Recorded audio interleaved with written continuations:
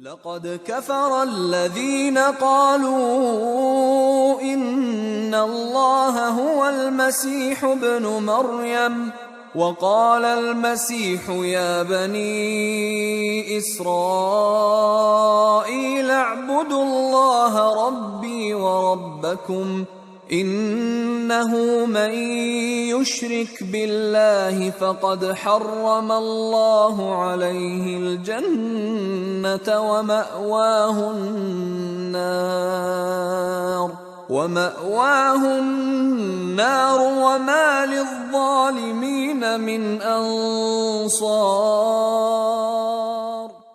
وہ لوگ بلا شبہ کافر ہیں جو کہتے ہیں کہ مریم کے بیٹے عیسی مسیح خدا ہے،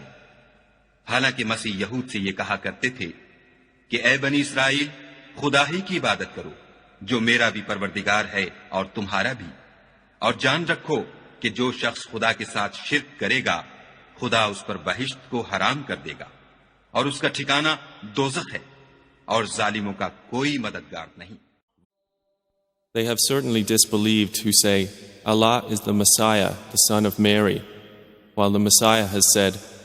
O children of Israel, worship Allah, my Lord and your Lord. Indeed, he who associates others with Allah,